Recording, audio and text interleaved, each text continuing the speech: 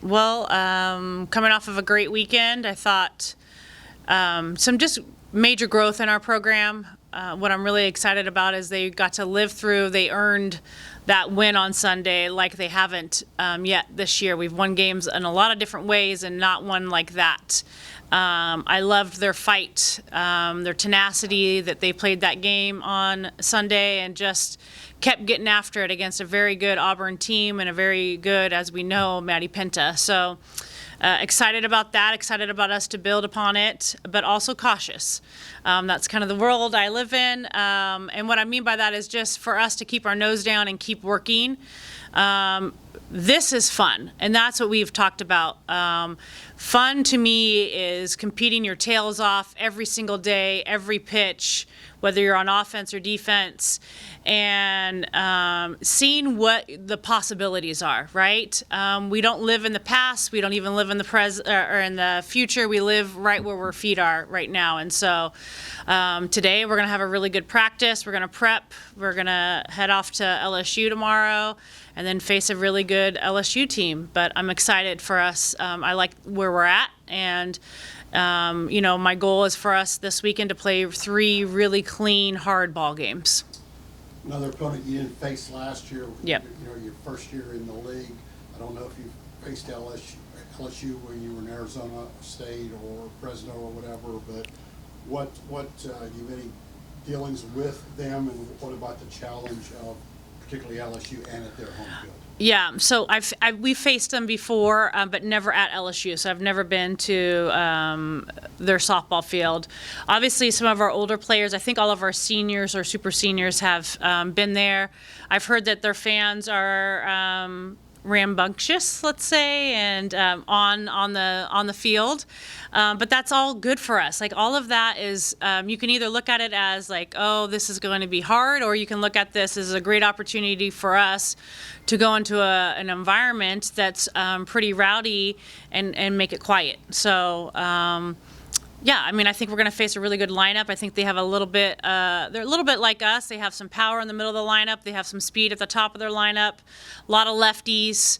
And so our goal is obviously to put some pressure on them and kind of make sure that we take care of the ball in the circle.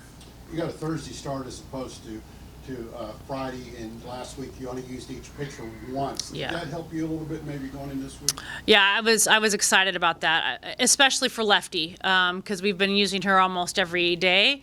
And so for me, I feel really good about kind of where she's at this week. To see Shaylee come back, and she threw really good against Texas State, and then to have a complete game this past Saturday, I think says a lot about her progression and just her confidence in herself. And then obviously on Sunday for Brooke and Levitt to take up those innings and do a great job. And, Levitt threw really well. I mean, she threw one bad pitch, and then after that she settled in quite nicely. And we need that from her. We need her to be able to come out and compete. And we all know that she can.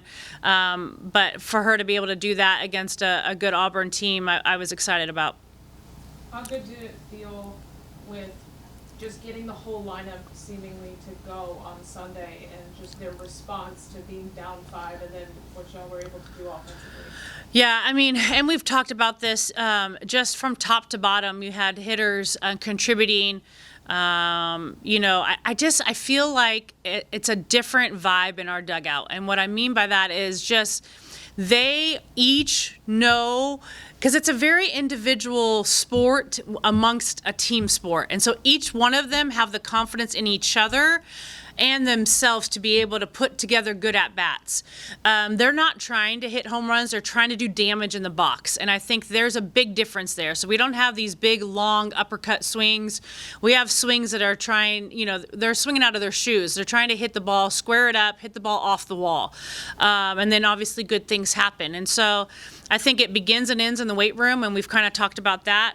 They've done a tremendous job of hitting the weight room hard. We've hit it harder this year than we did last year. Even during season, I think we're seeing those dividends. But I think the other piece is they really believe truly in their hearts that each one of our players on our team, whether they're in the starting lineup or somebody that's coming off the bench, that they can help us win ball games. And so that's kind of fun to be a part of, right? And that's something like when they're done with playing softball after this year, those memories are always going to be with them, that feeling. And that's something that you'll have for the rest of your life. How much does it help? I think it was Allie a few weeks ago was talking about just in terms of being calm and confident at the plate, just kind of expecting good things to happen. Yep. For y'all to have the start in SEC play that y'all have had, to be able to kind of go through some of these games to where you don't run into a team like LSU and think maybe we're in for it because we had non-conference success, but SEC's been a little shaky, that y'all have been successful. Yeah, we haven't really talked about our start, to be honest with you. I've really just kept it as we have 3 games this weekend. We have 3 games this weekend. And you guys know this about me. Like, I'm not somebody that at the beginning of the year I sat down and said, okay, you guys, like, I think we can get 2 of 3 of this one, 3 of 3 of this one, and kind of where we're at. Like, we're not a big goal-setting team, but if you look into our dugout, we have a lot of process things. So we have goal charts up. We have what we call T's and G's. We have a multitude of things that really what we're trying to get them to understand is, like, if we can do this, this, and this, it equals this, right? And so in regards to kind of where we're at, I think, for us, they're going to get ice cream tonight because they swept. That's where we're at. They get Andy. So, and so that's where we're going to be at. We're going to put a hard practice together, and, our goal is to go out and compete our tails off and beat LSU. What about their pitching staff? Berzon, I guess I pronounced her name right. She's the most used pitcher you faced in conference play. 2 All-Americans. What's her MO? Yeah, Berzon, she's a high velo kid that could go up and down and has 2 different changeups. But I think we'll have a pretty good plan, very similar to what we had against Penta, which I thought we executed pretty well. And so she's going to be tough. But everybody is tough, and that's the great thing. Like, no other conference do you get to face all of these pitchers to get you ready for conference tournament and postseason. There's no other conference that prepares you the most for postseason. So I think if you look at it that way, it's kind of exciting. And then if you get to beat up on them, like that's even more exciting. It kind of builds your confidence. They have 2 other pitchers. Lynch, I'm pretty familiar with because she came from UW, University of Washington. So we faced her quite a bit. I think she's just a crafty pitcher. She's a hitter that pitches, and so she does a lot of things east to west. And then they have another kid, and I'm forgetting her name. It starts with a C. Her last name. Casanova? Thank you. Maybe is it Chafin? Yeah. Chafin. Yes. Casanova. Okay. Yeah, you're right. It's Chafin. Okay, yes. And she's a higher velo kid, but I think still trying to figure out where the zone's at. So there's some things that I think we can exploit with her, and it'll just be whether or not we execute our game plan. And probably LSU went into conference play as the team to beat when you look at what they did in non-conference and the quality of deals. And that being said, they've been beat 4 times. So what maybe you touched on, maybe just it's the life in the SEC, but what has happened to them? Yeah, obviously I've watched their games quite a bit. I think, honestly, they're pressing a little bit. I think when you have a lot of expectations, sometimes you handle it one way and sometimes you handle it another way. They have a lot of talent on that team, and so, obviously I hope they press for one more weekend. I'm not sure that they will, but at the end of the day, I don't really care because I think it's about us and about our game and how we play. So they can press or not press. We're going to play our Aggie softball. How do you balance having such complicated competition with SEC and then going into the midweek game against maybe a competition that's not SEC level? Yeah, well, last week we faced SEC level. But I think for us, again, these are live at-bats, good opportunities for us to get real ground balls with runners, pace of play. There's just so many things that we can work on game day. Games are fun. You get to play a game. They work at practice. So I think they'll tell you that they'd much rather play midweeks than to practice. And they enjoy practice, but practice is much harder than games. So they want to go play versus work. Can you just touch on how, we talked about it over the weekend, but how instrumental base running Ugh, has yeah. been, how big it was this weekend, just the ability to scratch across runs where you needed to, and obviously we saw what Coco and Yeah. Fraser and all of them were able to do.